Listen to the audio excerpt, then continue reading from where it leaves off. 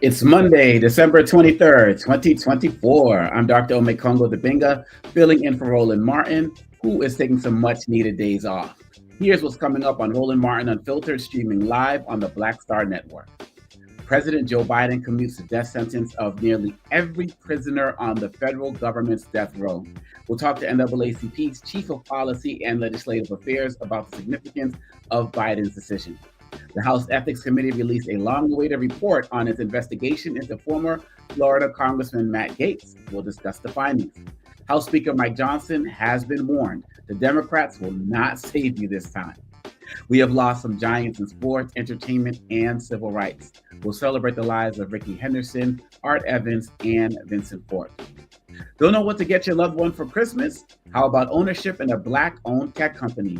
Isaac Hayes, founder of Fanbase, will discuss the last push for investors in 2024.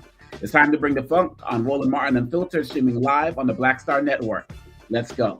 He's got whatever the miss, he's on it. Whatever it is, he's got the scoop, the fact, the find. And when it breaks, he's right on time and it's rolling. Best believe he's knowing. Putting it down from sports to news to politics. With entertainment just for kicks, he's rolling. It's on go, y'all. It's Roland Martin, Rolling with Roland now. He's funk, he's fresh, he's real, the best, you know he's Roland Martin.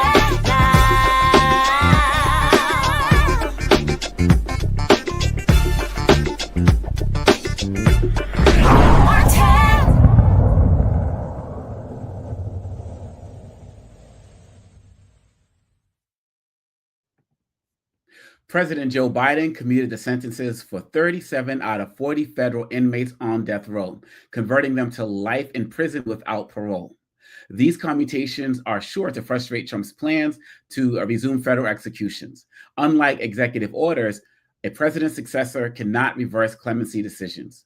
Trump restarted federal executions after a nearly 20-year pause during his first term in office. Biden put federal executions on hold when he took office in January 2021.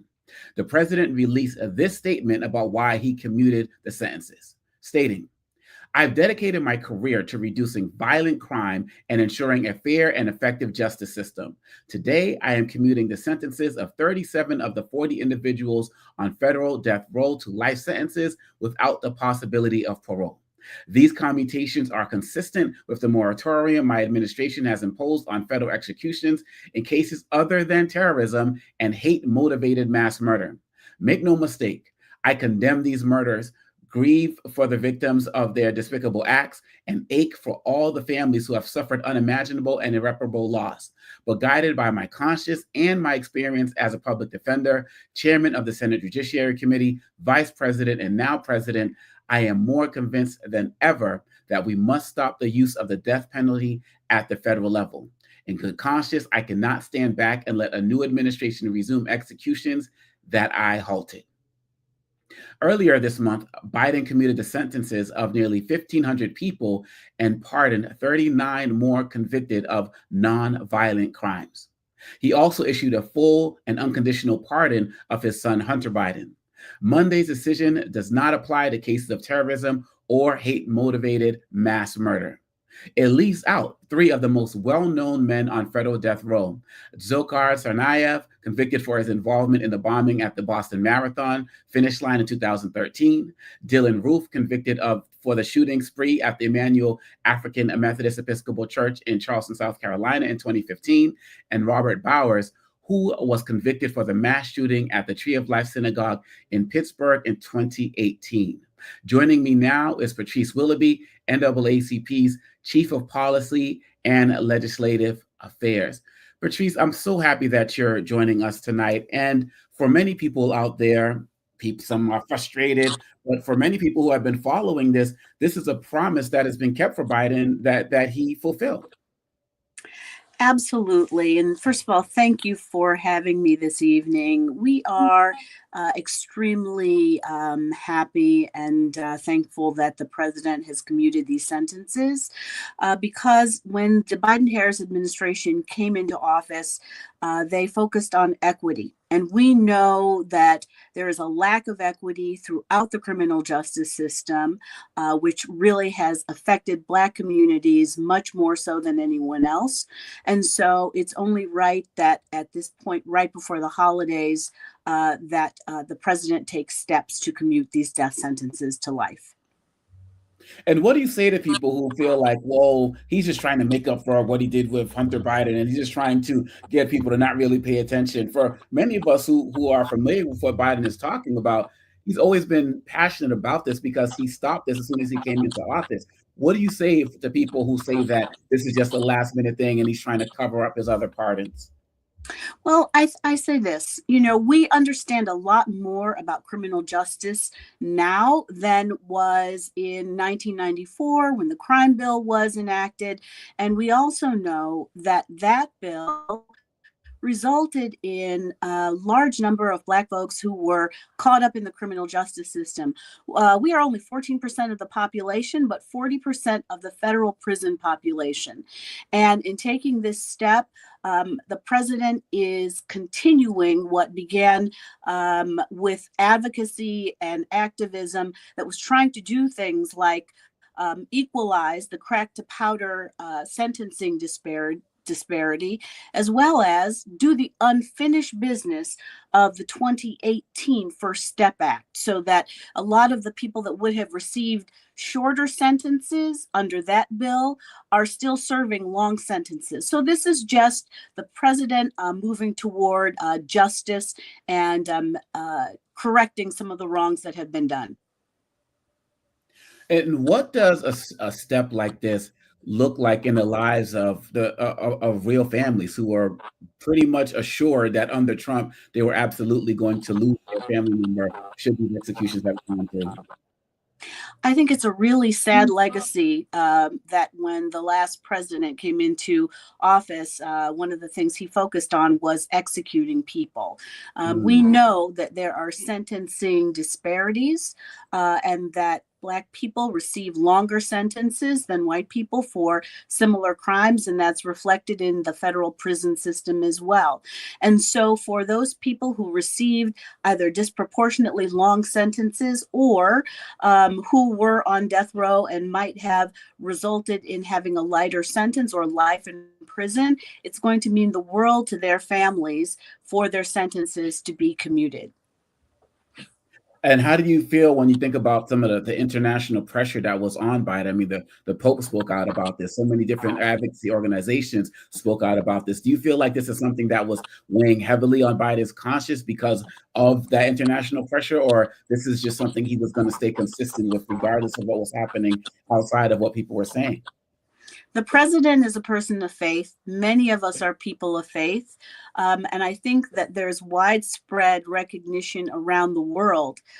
We incarcerate more people. We are one of the only countries that still has a federal death penalty. And there's a lot of question as to whether or not the state should be putting people to death. And so I think during this very holy time of the year in the Judeo-Christian tradition, that it's a really important time for the president, and in recognition of his faith and in the redemptive power of forgiveness, as well as coupled with correction, that people should be taken off of death row and receive life imprisonment. And taking it outside of death row, what are your thoughts about some of Biden's pardons that already? I mean, outside of Hunter Biden, people can talk about that forever, but there have been some other ones that some people consider controversial, such as a judge in Pennsylvania, who people say was selling convictions and the like. What do you think about Biden's overall pardon process? Have you been pleased with it? Is there more that needs to be done? How do you see it? Well, I think that there's a lot more that can be done, and we hope that the administration will continue with clemency actions until they are out of office. I think that you're never going to please everyone. We could talk about Hunter Biden's pardon, but the fact is that was a politically inspired prosecution. We can talk about the judge. But that is what it is. What's important is that there are over 7,000 cases that the pardon attorney at the Department of Justice has already reviewed.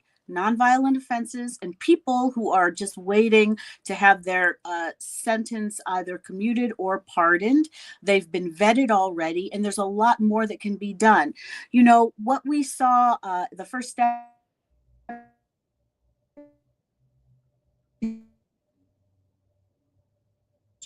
to bring down that crack powder.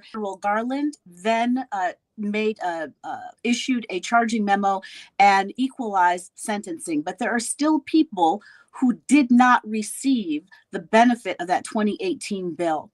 And so they deserve justice as well. And we are hoping that the administration goes forward to give clemency to that large group of people. Yeah, absolutely. And Patrice, if you don't mind, I have the panel that wants to get in, but we're going to take a quick break if you don't mind, because they definitely have some questions that they would like to pose to you as well. Awesome. We'll be right back with more Roland Martin Unfiltered right here on the Black Star Network.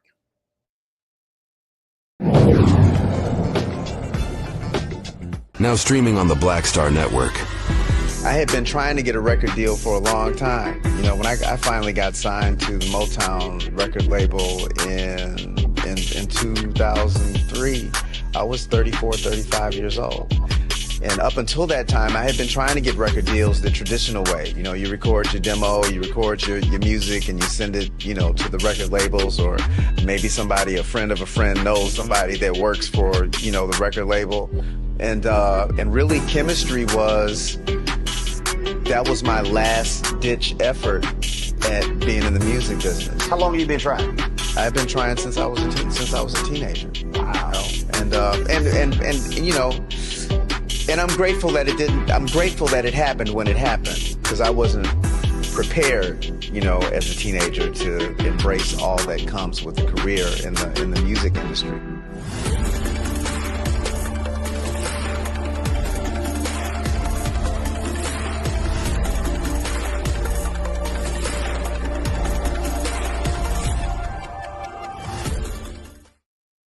Hi, I'm Isaac Hayes III, founder and CEO of Fanbase. Fanbase is a free-to-download, free-to-use, next-generation social media platform that allows anyone to have followers and subscribers on the same page. Fanbase was built through investment dollars from equity crowdfunding from the Jobs Act.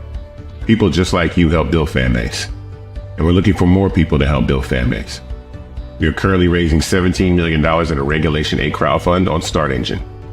We've already crossed $2.1 million, but we're looking to raise more capital from people just like you that deserve the opportunity to invest in early stage startups without having to be accredited investors. So right now, I'd like you to go to startengine.com/fanbase and invest. The minimum to invest is $399. That gets you 60 shares of stock in Fanbase right now, today. And then use Fanbase to connect with friends, grow your audience, and be you without limits.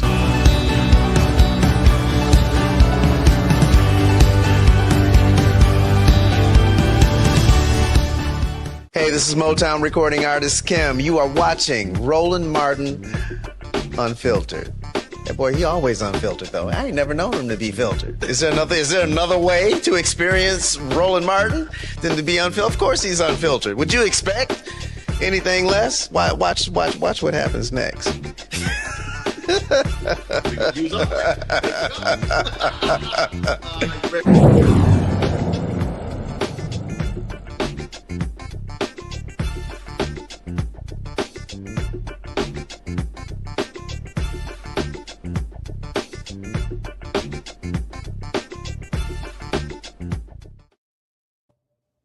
We are back with Patrice Willoughby with the NAACP, and I want to bring in my panel. I have Joe Richardson, who's a civil rights attorney out of Los Angeles, Dr. Julian Malveaux, economist and author out of DC, and Dr. Mustafa Santiago Ali, former senior advisor for environmental justice with the EPA, also out of Washington, DC. Joe, the first question is for you. Kind of a two-part question to help people with their awareness. The NAACP doesn't stop doing work during Republican administrations. So talk a little bit about the battlegrounds where your work will take you during this next 4 years, as well as helping people understand from an awareness standpoint how important it is to be aware of what's going on as it pertains to these particular issues, these particular criminal justice issues, as well as how people can be supportive of your organization, which has a policy wing, which has a legal work wing. Educate us in a way that will allow us to really go forward and say, okay, here's how we need to continue to help, and not just be back and forth with NAACP and similar organizations. Well, you're absolutely right. The fight never stops, and it hasn't since 1909. We are very concerned about the incoming administration's focus, expressed through Project 2025, which is an anti-Black agenda, which is focused on rolling back all of the civil rights progress that has been made since the inception of the NAACP. And so naacp.org is our website. We have a number of tabs that relate to issues and membership. We are an organization where everyone has the opportunity to offer their ideas during the year and to have those ideas adopted as part of our resolutions process. We are a bottom-up organization. That having been said, we watch the federal, we watch the state, and we watch local legislatures, because there are many anti-progress initiatives that have been seeded from the federal level down into the states. And so when you hear all of this talk about, let's send it back to the states, this is why we had federal law developed. This is why we have civil rights laws in place. And that is to guarantee the civil rights that are enumerated in the Constitution and that we are due and that we have worked to secure over the years. Thank you. Julian? Yes. Since I appreciate the work the NAACP is doing at this time, it's so very necessary. Questions about the pardons and clemencies. How many people are eligible to pardon? Could Biden do, as Gerald Ford did for draft dodgers, a blanket pardon? Let's say for non-violent drug offenders, for any number of categories. I appreciate the 1,500 and then the 37, but it doesn't seem to go far enough when we look at what we're facing, especially with the incoming administration. So what's the universe of people that Biden could pardon, and why would he or not do so? Well, Dr. Malveaux, that's a really great question. There are at least 7,000 people who have applied for clemency of some type. And that's either to have a pardon where the legal liability is released, or to have their sentence commuted. That is either made subject to what they've already served, or have it wiped out, or have it reduced. Of those 7,000, we know that there are bulk of those are nonviolent offenses, because the pardon attorney has already reviewed them, and he could do a blanket clemency for nonviolent offenses. So, for example, we know that there has been a disproportionate focus on cannabis and marijuana before medical marijuana and then adult use was normalized in many states. There are still people behind bars serving sentences for nonviolent marijuana, cannabis offenses. They should not be in prison anymore. There are people who should be released on compassionate release because the federal prison system is characterized with a lot of very long sentences, as well as mandatory minimum sentences, with a lot of folks serving time that is over 20 years of age, or 20 years in length. And so there are older people who don't pose any type of threat, who are still in federal prison. And, you know, there are multiple categories of these nonviolent offenses that the president could wipe out. Why he doesn't do it? Who knows? You know, I think that he's taken a really good step today, and we are happy about the death row commutations, but there is a lot more that can be done with just the swoop of a pen. Thank you. Mustafa. Yeah. It's great to see everybody. You know, my question is around the history of pardons, especially in relationship to our communities.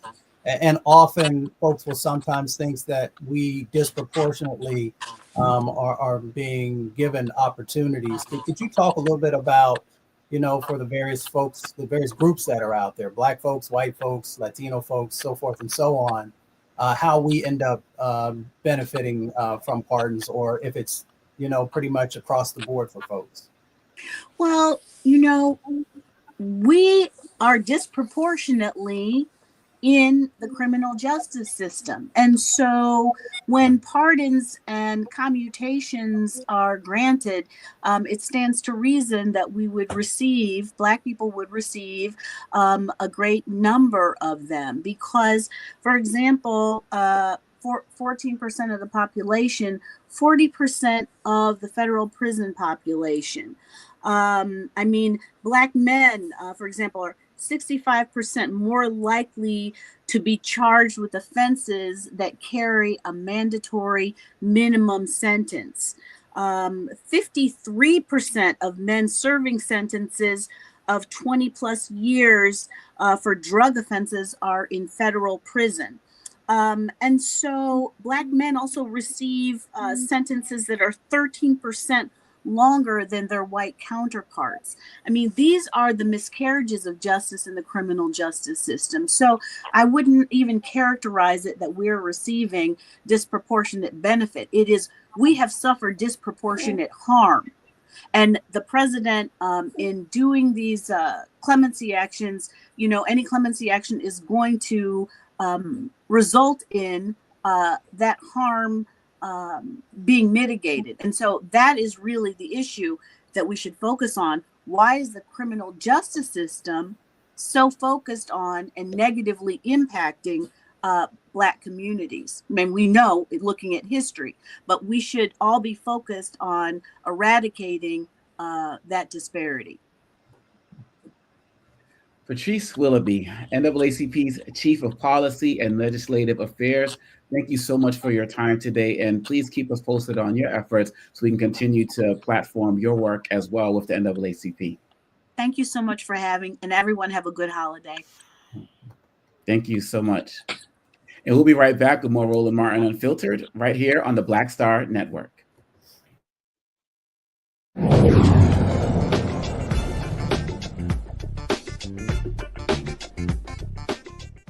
Hi, I'm Isaac Gaetz III, founder and CEO of Fanbase. Fanbase is a free to download, free to use, next generation social media platform that allows anyone to have followers and subscribers on the same page. Fanbase was built through investment dollars from equity crowdfunding from the Jobs Act. People just like you help build Fanbase, and we're looking for more people to help build Fanbase. We are currently raising $17 million in a Regulation A crowdfund on Start Engine. We've already crossed $2.1 million, but we're looking to raise more capital from people just like you that deserve the opportunity to invest in early stage startups without having to be accredited investors. So right now, I'd like you to go to startengine.com/fanbase and invest. The minimum to invest is $399. That gets you 60 shares of stock in Fanbase right now, today. And then use Fanbase to connect with friends, grow your audience, and be you without limits.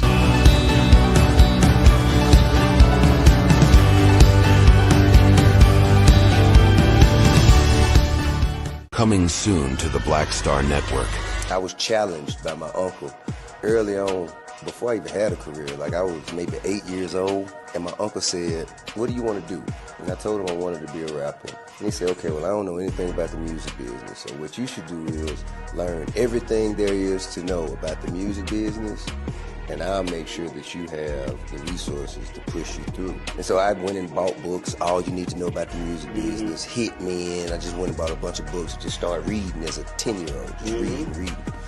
And so I learned, all things licensing, mechanical rights. I learned about publishing, learned about how composition is broke up into two pieces, the writer's portion and the producer's portion. But by the time I actually learned, I came back and I was ready to okay, I got it. He would go into prison. So I had all this information. All this knowledge. All this knowledge. You like, well, what am I going to do with it now?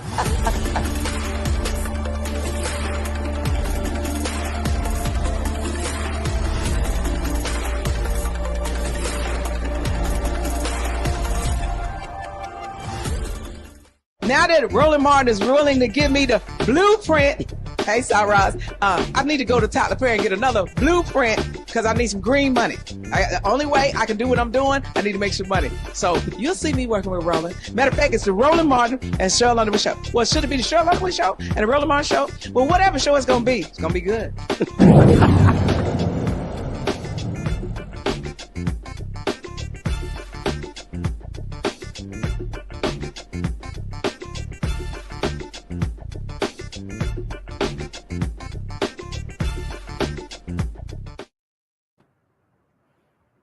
The House Ethics Committee released an explosive report detailing its investigation of sexual misconduct allegations against MAGA Republican ex-Representative Matt Gaetz. The Florida Republican abruptly resigned from Congress in November while being considered for Attorney General in the upcoming Trump administration. The 37-page report, released Monday, revealed that Gaetz regularly paid for sex, including with a 17-year-old girl, from at least 2017 when he began serving in the House until 2020. It also found that he accepted impermissible gifts, including lodging and transportation in 2018 during a trip to the Bahamas. Investigators also concluded that Gaetz used or possessed cocaine and ecstasy between 2017 and 2019. The Ethics Committee, comprised of 5 lawmakers from each party, agreed to release the report despite Gaetz's departure from the chamber. Before the committee made the report public, Gaetz asked a federal judge Monday to block its release. Gaetz, who has denied all wrongdoing, claimed making the report public would violate the committee's internal rules to stop investigating House lawmakers once they leave Congress, violating his constitutional due process. Mustafa, my man. Damn. I mean, as somebody who's been up on the Hill, who's been around these folks in terms of the reports and the process and all of that, what do you make of, one, the fact that they kind of broke a little bit of protocol in publishing this report after he left, and then your thoughts about the overall report in general? Well, they knew that the report was going to eventually get out, and so they're trying to actually CYA, right? And everybody knows what that actually means, because how do you, as the ethics committee, allow an individual who has all these various types of charges against them, all these accusations against them that have been, there's a lot of proof that's there. I'll just say it that way, but we still have to say they're alleged since there hasn't been an actual trial in place.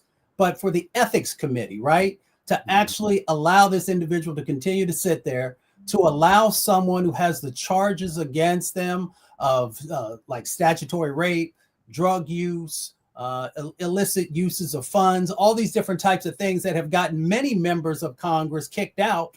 And since I worked there, I've seen some of the things that went on that were very much less egregious than this, and the individuals whose careers were actually destroyed. So that's one side. The other side of it is, let's just have real talk. There is absolutely no way that the Trump administration did not know what was inside of that report. And for them to then be willing to give the opportunity for this individual to have one of the most significant positions inside of an administration with huge amounts of power to even be considered. So that says something about, the Trump administration and where they currently are and the types of individuals. We've seen some of the other folks, of course, who have numerous different types of charges against them, who have all these different allegations that they're dealing with. And then we'll find, we'll close out with him as an individual, and knowing that you are participating in these, allegedly participating in these types of behaviors with underage minors, with drugs, with all these different types of things. You should have removed yourself, one, from the position that Trump was trying to give you. Two, you should have left Congress a long time ago, and not because you got pushed out because you knew this information was finally going to happen. So we already know that if this was a person of color, that they would have run out of town a long time ago, carrying this type of weight and these types of situations that, have caused probably lots of young ladies significant pain, both mentally and all the other things that come along with that, along with just, you just continue to sully what happens on Capitol Hill. It's just amazing that the ethics committee would fall so short. I should say I never worked for the ethics committee. I did work for John Conyers when he was chairman of the Judiciary Committee, but I had the opportunity to work with all the various committees to understand how they do things, what, their mandates are, and to see how far we continue to fall is just mind-blowing. Well, I mean, speaking of judiciary, Joe, I mean, we're just talking about laws in general. I mean, I'm reading things about something called the CAT Act and about transporting people across borders and the like. Joe, from your legal mindset, how is it that somebody can come this far and not receive any type of charge? I mean, we talk about the DOJ and how we feel like they botched this, but this stuff has been known. It was going on for 3-4 years, from cocaine to transporting girls to the 17-year-old. How does this guy go untouched? It's an interesting question. And Dr. Domingo, to take it to another place, we still might not know if he hadn't done the thing that he did getting rid of Kevin McCarthy. That got him on the wrong side of a few people, not everybody necessarily, but enough where, Republicans got him to eat their own mode. And really, so if it wasn't for that, we still might not know it. He's not the only person in Congress that's dirty. He's not the only person in Congress that likes to have a good time and is crazy and cool, and into all of the stuff he's into. That's what is really the shame of it. So it's going to be interesting to see, like, okay, does he still have a career? There's been talk about him, running for Senate to replace Marco Rubio. Would there be support for that? I wouldn't think so. But at the same time, if there's not support for it, it's not necessarily because of what he did. That's what's crazy about it. That's the crazy irony of it, is that he basically aired dirty laundry and getting Kevin McCarthy gotten rid of because Kevin McCarthy was so in the box, et cetera, wanted to be speaker all his life. And because he helped undermine him there's some people that are in that space that are a little less loyal. I think you're right about the CYA piece. But the idea that the reason why he's gotten away with these things as long as he has, if he never gets prosecuted, like right now, some prosecutor in Florida, U.S. attorney, somebody ought to be jumping on this. But with this administration coming in, that's probably not going to happen on the federal side, unless it's a lying guy who probably will get a call directly from Stephen Miller or whoever it is. Or, if it's somebody in the state, well, still kind of DeSantis' state. We'll have to see what happens with that. So if nothing happens, it'll be the same reason nothing has happened, right? Because there's still these guys. You still got the Fox Garden, the hen house on a large scale, and perhaps to their mind, they've already done the retaliatory thing that they were going to do because he was on the wrong side of McCarthy. So Julian, we have this with Matt Gaetz, and it seems like, going off of what Joe said, it's really, he didn't get pushed out because of all of this stuff. It's just that people didn't like him, which would make sense because Pete Hegseth is still there, who has similar accusations against him. And then you have Robert Kennedy, who has some similar charges against him as well. A little bit different, but things that relate to doing things to women. What are your thoughts about this incoming administration and the character that some of these nominees reflect, as you reflect on this report that was released as well? Let's just begin at the beginning, which is how many felony convictions, having been convicted of improper sexual behavior towards E. Jean Carroll. We can go down the list. So the rot starts at the top, and it comes trickling down. The rot is an administration that has no regard for women. In fact, in the middle of all these nominations coming through, I said, isn't a requirement to be a sexual offender in order to be in the Trump cabinet? Wow. I mean, is this something that you must have in your record?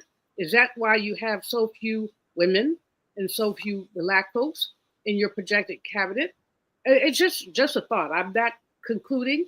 I'm not disrespecting. I'm just saying. But in any case, when we look at Gaetz, he has been a flamboyant bad boy, not just a bad boy. I mean, you brothers are gonna beat me up, but I basically think that most men are hoes. They can't help themselves. Most men are hoes. Having said, hey, slow down. Hey, hey, I've been around the block a few times. I'm just saying, y'all. But most of them are discreet hoes. So everybody that know all their business. This boy was bragging about all the stuff he had been doing. In addition to the fact that he alienates so many people, I'm not surprised they released a report, but note this about releasing the report. At least one Republican had to agree with the Democrats if this was partisan. At least one Republican had to agree. So there's something else going on here. I haven't read the stuff, but I've heard the folks commenting and the conclusions, and they're saying it's one 17-year-old. Well, if there's one, there's probably more than one because, again, hoes don't have no discretion. So they just do what they do to everybody. Look at the incoming president and then go on down the list. Again, I'm glad the report came out. I don't know how much of a difference it will make. I'm concerned that Governor DeSantis I don't know about anything about his business, but I know that he is under the incoming president's thumb. So if the incoming president pushes him to appoint Gaetz, he may do it. You see that Lara Trump has dropped out. She said she wants to be a senator, and now she doesn't. So they're going to give her something. And therefore, that still leaves that space open with a gubernatorial appointment before a special election. So I'm not surprised at anything. Here we go again. The worst part of it, though, is that this rot is not just on the R side. We have similar rot on the D side. And the issue is how do we get rid of all of the rot so that we can have an efficient, effective government that has integrity? That's the question. And I think that's a great question. As you talk about the rot, it's an increasing charge for journalists to make sure that they're doing their job in 2025. We know there are going to be more attacks on them than ever before. But the reports like this, if they come out based on the investigative work that's done, it can actually embolden a lot of Republicans to actually do the right thing. But something you said, Julian, which concerns me, is that this vote was done anonymously. If it was public, would this report have actually come out? Because some of these Republicans are just spineless. But it's out there, and we have to continue to make sure that we're covering the fallout from this, because they're going to try to sweep it under the rug really quickly. And we don't know where Matt Gaetz is going, but we know that the Black Star Network is going to be following to make sure people know as well. Just make sure you all to stay tuned right here, because you're going to get all of the good from all of us. And we are going to be right back with more Roland Martin Unfiltered right here on the Black Star Network.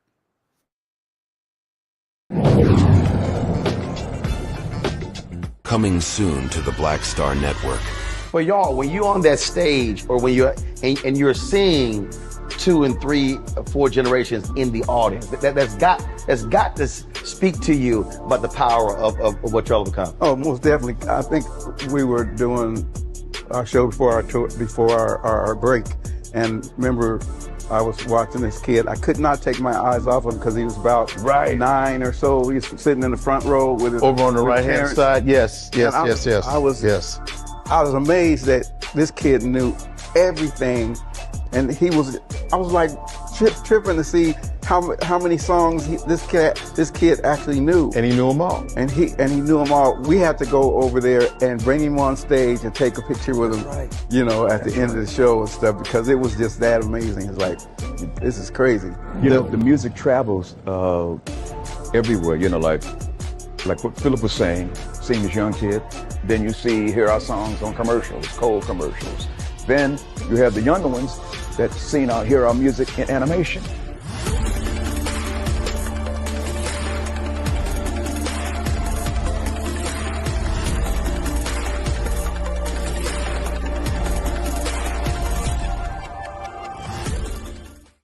Hi, I'm Isaac Hayes III, founder and CEO of Fanbase.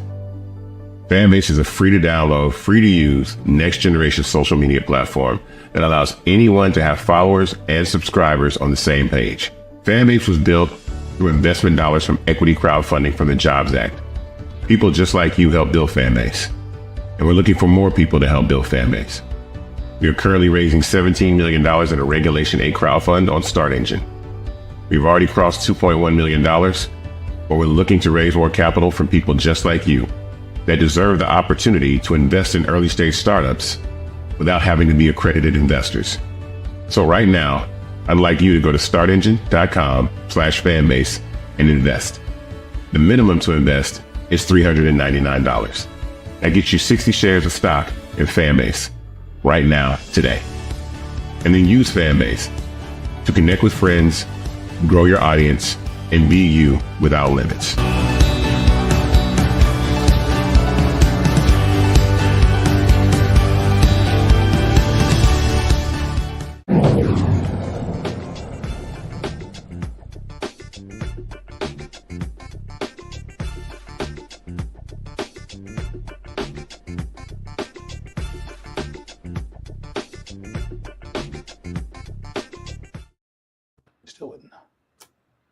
House Democrats are sending an early warning signal to Speaker Mike Johnson that he shouldn't count on them to rescue him again.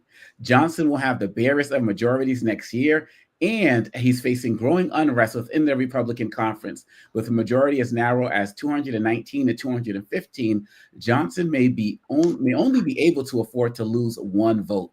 Kentucky Republican congressman has said he will vote against Johnson's reelection as Speaker on January 3rd, with several other Republicans saying they are undecided.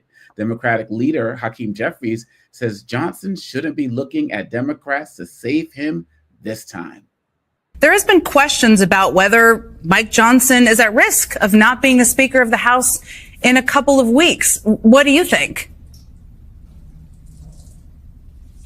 I think that's a real risk, and there will be no Democrats available to save him or the extreme MAGA Republicans from themselves based on the breaching of a bipartisan agreement that reflected priorities that were good for the American people. Julian, when you see what's happening right now with the Democrats, some people are saying this is basically the Democrats' house because nothing is going to happen without their approval because Mike Johnson doesn't have any confidence of many other Republicans. And so, but if he's turning towards Hakeem Jeffries again to help bail him out, then people are basically saying, you know, we got President Musk and we pretty much got House Speaker Jeffries. How do you see how the Democrats are handling this? I think that Hakeem Jeffries is an amazing leader. I think that most of the Democrats and the caucus, really all, even the centrists, are basically. I heard one man say, "You know, I'm Team Jeffries. I'm gonna take cues from leadership." So what that means is that there are very few opportunities for Johnson to get anything through. He's being pushed. I feel sorry for the man, kind of. I mean, he's being pushed from his right and from his far right, and then he has somebody who purchased a co-presidency. He paid to be co-president. And given that, what do we expect to have happen when it gets down to crunch time? Right now, Republicans can afford to lose 1 or 2 votes. And yet there are a couple of House races still to be called. I mean, if God is good, Democrats pick up another seat or 2, and it's all over but the shout.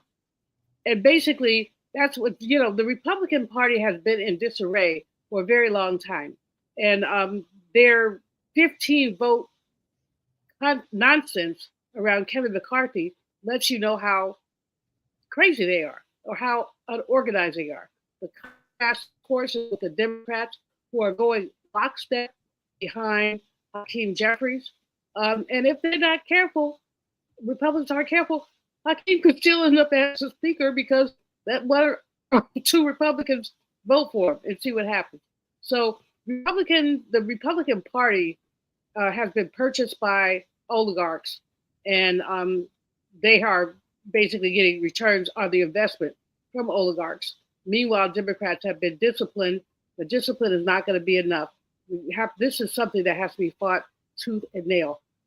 Keeping my people in the light. Keeping my people in the light.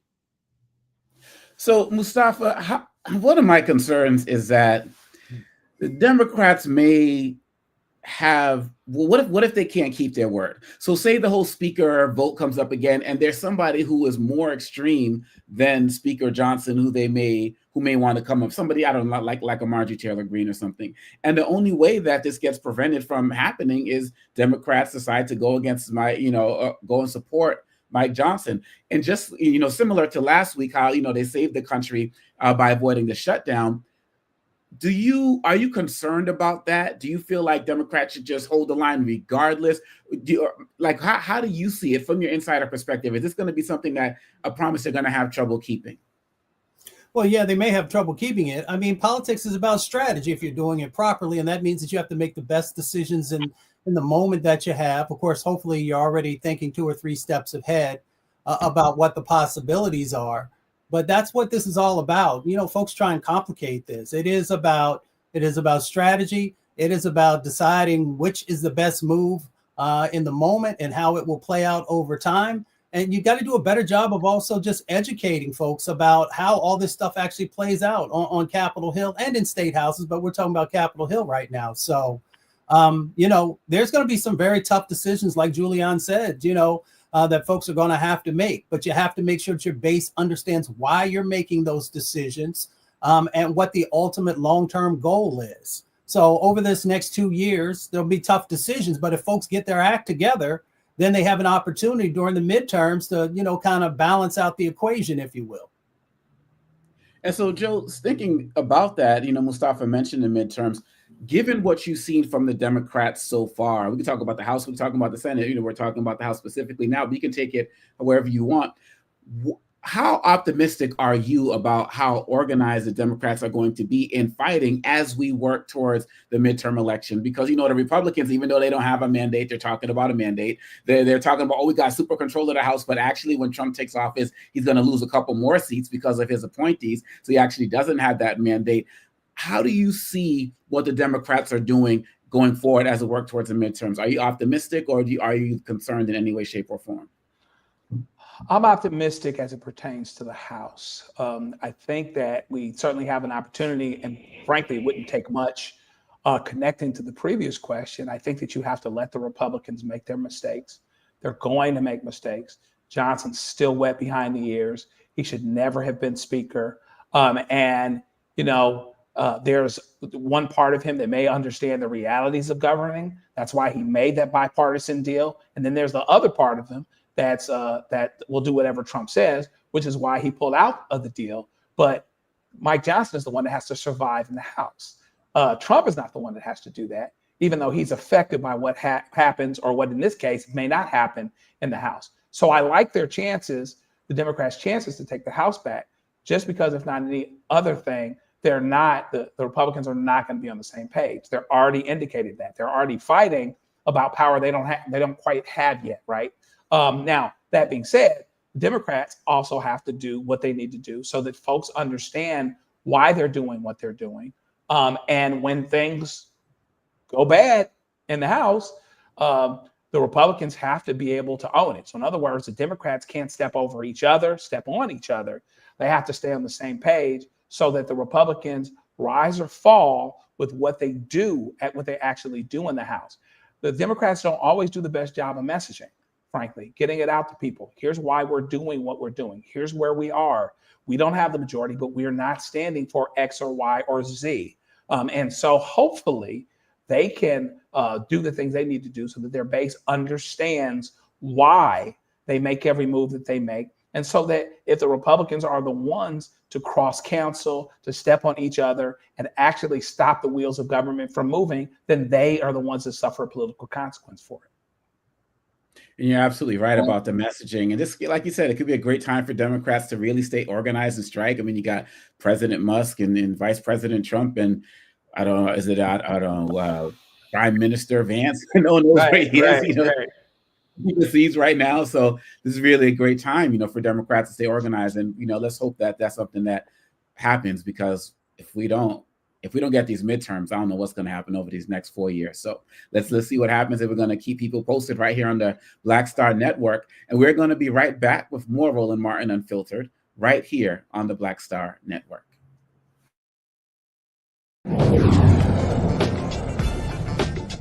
What's up, y'all? Look, Fanbase is more than a platform. It's a movement to empower creators, offering a unique opportunity for everyday people to invest in Black-owned tech, infrastructure, and help shape the future of social media. Investing in technology is essential for creating long-term wealth and influence in the digital age. The Black community must not only consume tech, we must own it. Discover how equity crowdfunding can serve as a powerful tool for funding Black businesses, allowing entrepreneurs to raise capital directly through their community through the Jobs Act.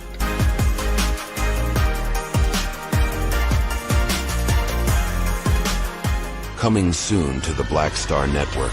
I was challenged by my uncle early on, before I even had a career. Like, I was maybe 8 years old, and my uncle said, "What do you want to do?"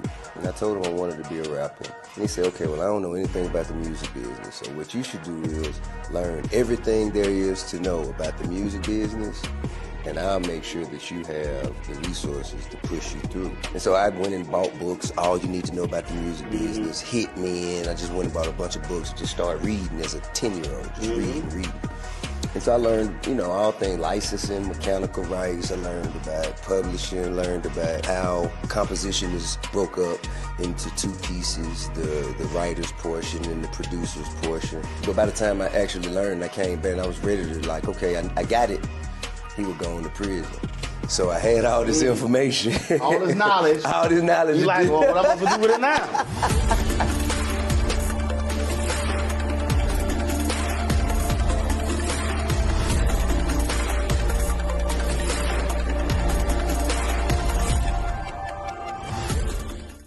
This is Tamala Mann. And this is David Mann. And you're watching Roland Martin Unfiltered.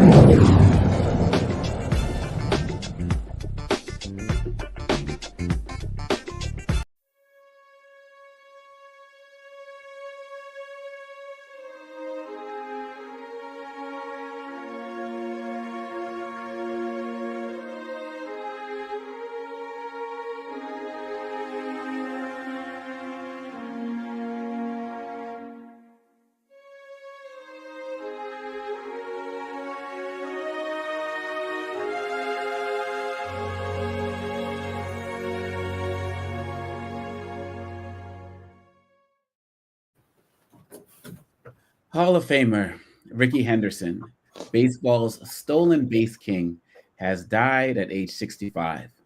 Henderson, who would have turned 66 on Christmas Day, died Friday in Oakland, California. Henderson had a lengthy list of accolades and accomplishments over his 25-year career: an MVP, 10 All-Star selections, 2 World Series titles, and a Gold Glove Award.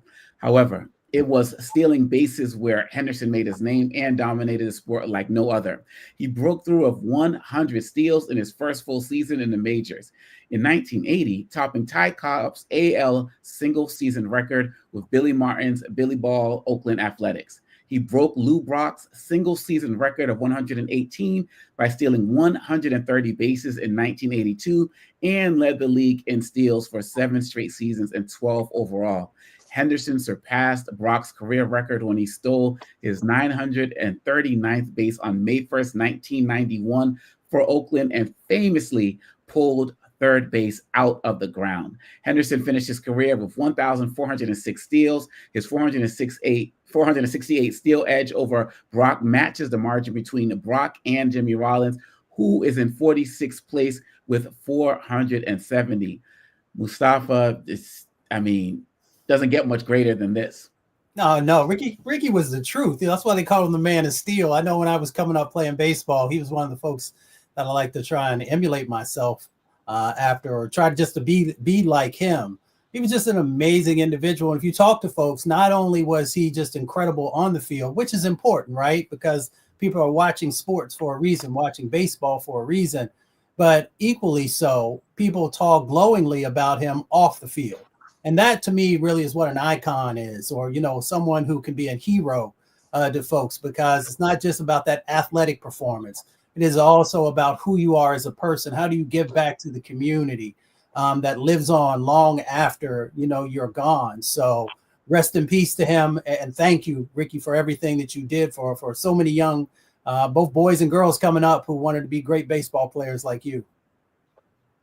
And Joe, how do you feel when you see stories like this? It's so sad. I stopped a little bit as I was reading because, we just think about another great loss. And then I just think about sometimes as I'm reading how many young people are going to know this person. And, if it's not for the Black Star Network and people like what we do, how many people are going to know about this legend? That kind of makes me sad, but we still press on and make sure that we acknowledge our new ancestors regardless. Yeah, for me, I was a fan of Rickey Henderson because I decided not to be a Dodgers fan. I was going to be an A's fan with Mark McGwire and Jose Canseco and Dennis Eckersley and all of these guys in the mid to late 80s. And I think that, Rickey Henderson was a guy that, statistically speaking, he stole so many bases that when he got on base, it's more likely during the course of the game that he was going to steal a base than that he wasn't. And so now the pitchers had to be focused, had to find a way to pitch, get all the way through, stay in the strike zone when you had this guy that was probably going to steal a base. The next point that I'll make is, to your point, this is what's really important for us, Doctor, to really realize Black folks aren't coming up and playing baseball as much as they used to. Not African Americans, anyway. Perhaps some, from the Caribbean, et cetera, Afro-Latino, et cetera. But Rickey Henderson kind of reminds us of what is trying to become a bygone era of young African Americans getting into baseball at all. So that's one of the reasons that's really important for us to tell his story and stories of others like him. We don't have no problems with brothers playing basketball. Okay. We got that. Okay. But there's a lot less African Americans playing baseball. And so we really need to be reminded of his story and all the great things that he did. He could have hit more home runs if he wanted to. He could do anything, literally, but he decided to steal bases. And we got to make sure his story is told, because I think there are other Rickey Hendersons out there that are from our areas, that are from this part of the country or that part of the country or from the United States, so that African Americans can know that this is an option as well. Yeah, and Julian, he enters the league in 1979. And people feel like they think about stories about Jackie Robinson, in decades prior, but coming out of the late 70s and the 80s, you still had issues with Black players in baseball, and yet still with all of that, he still managed to persevere and become the legend that we all knew him to be. I'm glad you mentioned Jackie Robinson. He stands on those shoulders, stands on the shoulders of the Jackie Robinsons, and I think we don't talk about that enough either. The ceiling, whatever, glass ceiling, but the barriers, the hurdles were cleared then, but the hurdles remain. And the sports hurdles began really with baseball. Jackie Robinson's victory made it possible for the NFL to do more than they were doing, for the NBA to do more than they were doing, but it started with baseball. So it's really important. And then, of course, Mr. Henderson, like y'all know, I'm not a sports fan, but I was very aware of his records because I'm from San Francisco and, Oakland. All that base stealing, it was just quite delicious. Watch that brother just steal a base, hold it up, like, yang, yang, yang, yang, yang. So in addition to just being, like a great human being, a great baseball icon, he had the sense of humor that I think a lot of people in sports don't have. When you compare some of his press conferences to some of these sort of angry, uptight press conferences you see these days, you have to ask yourself, we have to ask ourselves constantly as Black people, how do we maintain the joy, even in the face of the pain? How do we maintain the joy, even with the discriminatory barriers? And he broke those barriers, but he kept a smile on his face. Rest in power, my brother. Yes, indeed. Yes, indeed. Rest in power. A new ancestor, Rickey Henderson. Wishing you and your family all of the best, particularly during this time as we honor you and respect you right here on Roland Martin Unfiltered. And we will be right back on Roland Martin Unfiltered right here on the Black Star Network.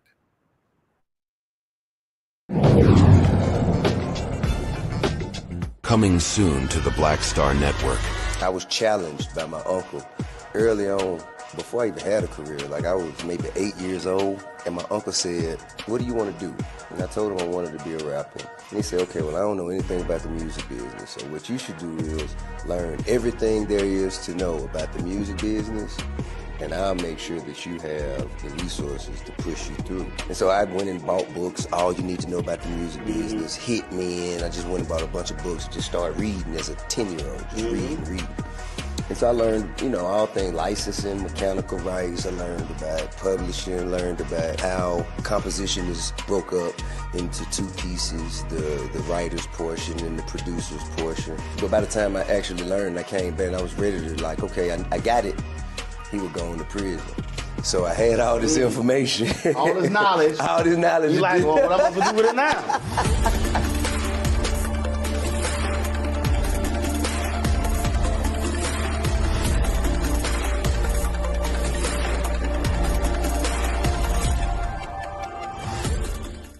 What's up, y'all? Look, Fanbase is more than a platform. It's a movement to empower creators, offering a unique opportunity for everyday people to invest in Black-owned tech, infrastructure, and help shape the future of social media. Investing in technology is essential for creating long-term wealth and influence in the digital age. The Black community must not only consume tech, we must own it. Discover how equity crowdfunding can serve as a powerful tool for funding Black businesses, allowing entrepreneurs to raise capital directly through their community through the Jobs Act.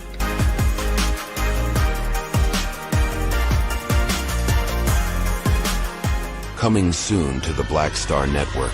But y'all, when you're on that stage or when you're and you're seeing 2 and 3, 4 generations in the audience, that's got to speak to you about the power of what y'all have become. Oh, most definitely. I think we were doing our show before our break, and remember, I was watching this kid. I could not take my eyes off him because he was about 9 or so. He was sitting in the front row with his over on the right hand side. Yes. I was amazed that this kid knew everything, and I was like tripping to see how many songs this kid actually knew, and he knew them all. And he knew them all. We had to go over there and bring him on stage and take a picture with him, at the end of the show and stuff, because it was just that amazing. It's like, this is crazy. The music travels everywhere. Like what Philip was saying, seeing this young kid. Then you hear our songs on commercials, cold commercials. Then you have the younger ones that hear our music in animation.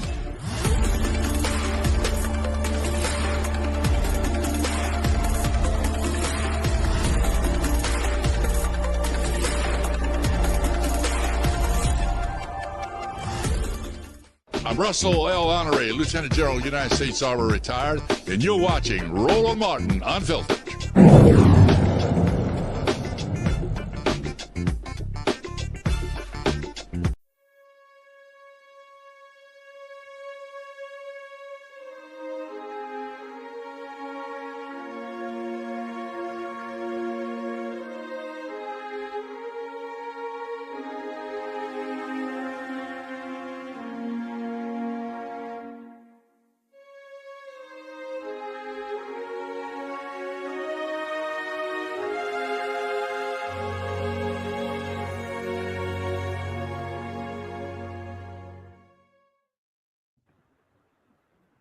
Actor Art Evans, known for his roles in Die Hard 2 and A Soldier Story, passed away on Saturday. According to his representatives, the 82-year-old died due to complications from diabetes in his sleep. A Southern California native, Evans enjoyed a career spanning over 4 decades, with appearances in shows like A Different World, Family Matters, and Walker, Texas Ranger. One of his acclaimed films, A Soldier Story, earned a Best Picture nomination and 3 Academy Award nods. Art Evans is an ancestor at age 82.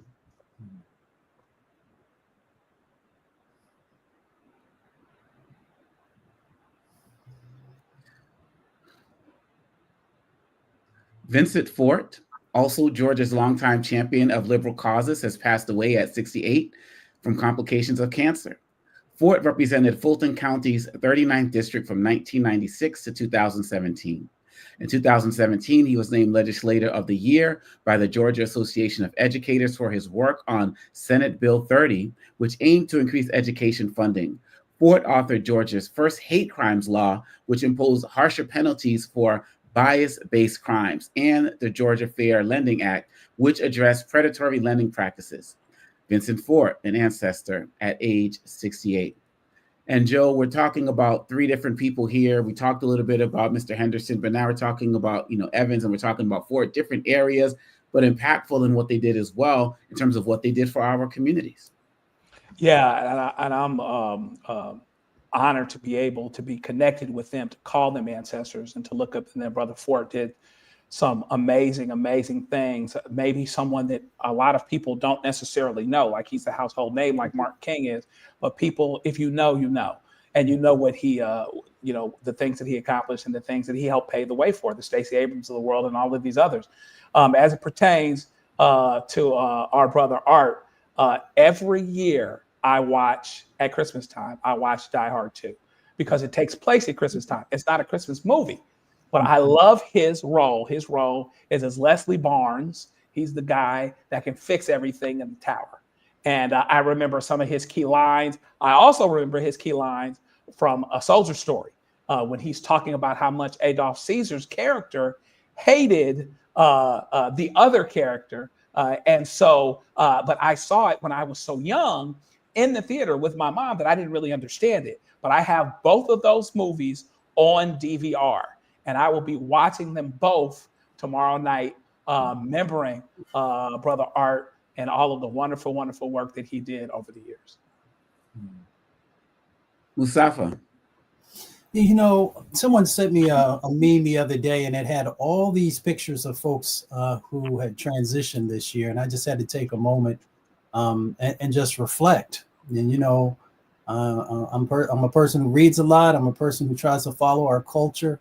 And there was about 90% of the folks who I actually could just say their name and some of the contributions they did. And I began to think, not only about this show and how important it is and continue to put a spotlight on our people, but how we have a responsibility, whether it's in this holiday season, Kwanzaa's coming up, making sure that we are integrating for those who, who celebrate that, all the amazing folks that are both inside of our families, but also all these other individuals in the arts and politics and sports, and how we're all connected and how we have to keep their names alive.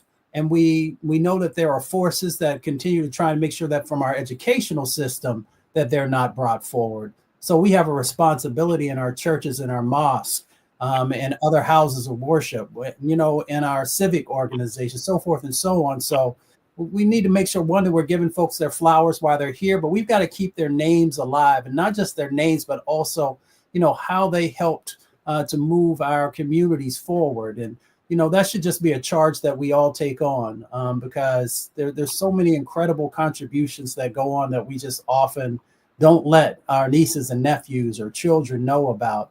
And we have to change that dynamic because nobody else is going to tell our stories. Julianne. I especially want to lift up Vincent Ford. As Joe said, people don't know his name. I always saw him as a long distance runner. He ran for office. He had kept his seat for some time. He ran again for something else, didn't win. He broke ranks with the Democratic Party by endorsing Bernie Sanders over Hillary Clinton in the 2016 presidential election. He got a lot of blowback from our people about that. Not because he just got a lot of blowback. Why did you endorse Bernie? Well, he endorsed Bernie because Bernie's principles were more closely aligned to his, and frankly, to ours, than Hillary's were. And so, I saw earlier today two Asian women who used to be part of the DNC Finance Committee, both have resigned. One has threatened to go over to the our side, basically saying she's experienced profound disrespect. But what she said is that the Democratic Party sometimes operates like a cult. Sometimes it does. I could tell you stories, but I won't. But what I will say is that Vincent Ford did not believe in the cult. He believed in political independence. He played it out, and he paid a price for it. When he ran, I forgot what he ran for. He ran for, and he endorsed him as a return, and he only got 10% of the vote, which seemed to me to be absurd given the major impact he'd had in Georgia, in the Atlanta area. But part of the lack of votes was those people who believe that the Democratic Party is a religion as opposed to a party, and that people have the right to veer off the plantation. And I'm not using Republican language because they call it a plantation. I call it for other reasons. But veer off basically, we don't have to ride or die with the Democrats. We do not have to be ride or die with them. We will find independent candidates. Of course, I'd take my fingers and cut them off one by one before I voted for a Republican. And that wouldn't serve anybody. But by and large, I just think of him as a hero. Like I said, I remember meeting him at the Democratic Convention '96, and every time we saw each other after that, we'd either high five or bump fists. And he always had great things to say to me about my work. But that's not the point. The point is that he remembered people. He was good to people. He was good people, and he will be missed. Henderson, Evans, and Ford, we continue to uplift our ancestors in every way, shape, or form. So to all of the families of the three that we spoke about tonight, our hearts are definitely with you, and we'll continue to uplift them as well. And we'll be right back with more Roland Martin Unfiltered on the Black Star Network.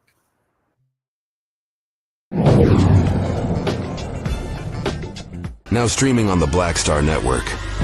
I had been trying to get a record deal for a long time. When I finally got signed to the Motown record label in 2003, I was 34, 35 years old. And up until that time, I had been trying to get record deals the traditional way. You record your demo, you record your music, and you send it, to the record labels, or maybe a friend of a friend knows somebody that works for, the record label. And really chemistry that was my last ditch effort at being in the music business. How long have you been trying? I've been trying since I was a teenager. Wow. And I'm grateful that it didn't. I'm grateful that it happened when it happened, because I wasn't prepared, as a teenager to embrace all that comes with a career in the music industry.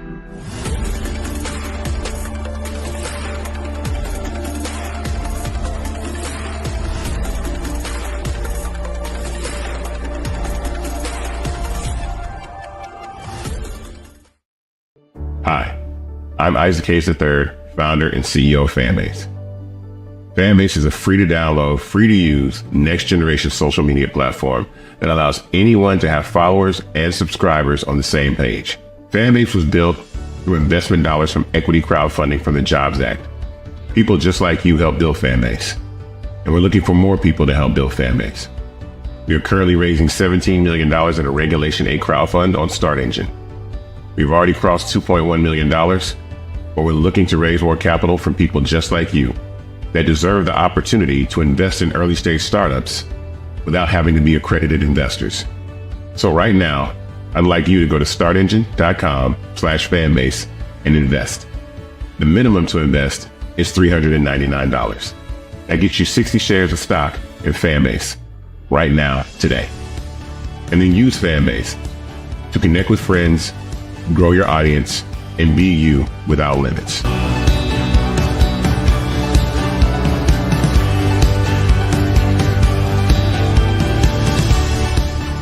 Hey, this is Motown recording artist Kim. You are watching Roland Martin Unfiltered.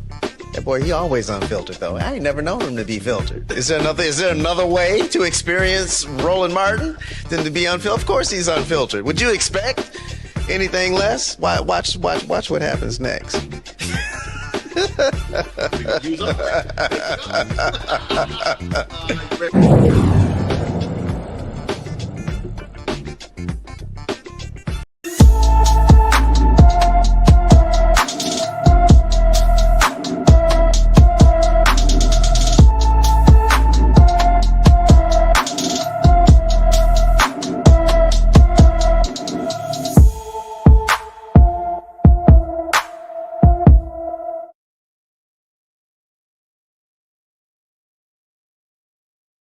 from her Antioch, Tennessee home since November 13th, 2024. The 17-year-old is 5 feet 1 inches tall, weighs 150 pounds with brown hair and brown eyes. Anyone with information about Alexis Daly should call the Metropolitan Nashville, Tennessee Police Department at 615-862-8600. The man accused of murdering a healthcare CEO says he's not guilty. Monday, Luigi Mangione pleaded not guilty to state murder and terror charges in the fatal shooting of United Healthcare CEO Brian Thompson, as his attorney protested his treatment, saying in court that her client is being used as quote-unquote political fodder by police and the mayor of New York City. Manhattan prosecutors last week unsealed an 11-count indictment against Mangione, charging him with a host of crimes connected to the December 4th slaying. The allegations include first-degree murder, an act of terrorism, criminal possession of a weapon, and forgery for using a fake ID in the days before the murder. The 26-year-old's next court date is February 21st. And Julian, I mean, people are saying, prepare for the circus. Some people are saying that this is the type of attention that he wanted as well. It is, obviously, he's an attention-seeking person. And this is fascinating because you've got a whole, let the sideshow begin. You've got, he's got a fan club. He's raised money on GoFundMe. He doesn't need it. His family is wealthy, but somebody put up a GoFundMe page for him, and they've raised, I believe, in excess of $100,000. You've got these crazy white women, because I know Sister's not that crazy white women who are crazy on him about how attractive he is. How can a killer be attractive? No, never mind. But in any case, this is going to be a circus. I don't think that Mayor Adams, he has his own issues. I don't think that he's complicit in any of this. I think this is just a complicated process that has to be played out. Why do I say complicated? He had to be extradited from Pennsylvania. Now he's in New York. He's saying not guilty. They're probably going to do a psych eval because obviously he's not in his right mind, or is he? And as you said, the whole attention seeking, I don't blame the federal officials for, quote, parading him. They're not parading him. This is what happens when you shoot somebody in the middle of the day. And then you run to various jurisdictions and go sit in McDonald's, bold as day. Sit in McDonald's eating your whatever you're eating, quarter pounder, and blessedly somebody turned him in. But this is not going to be your basic trial. But when you get to this level of murder and this level of boldness, it's a bold dude that, whatever. And now pleading not guilty, I mean, the best thing for him to do would be plead guilty, go to jail, and keep his mouth quiet. But he's not going to do that. And so we know that, February 21st is the next court date. This is probably going to drag into a year, if not longer. And Joe, with your legal lens, how do you see this going? Or what are you fearful of? How do you feel like this process is going to play out?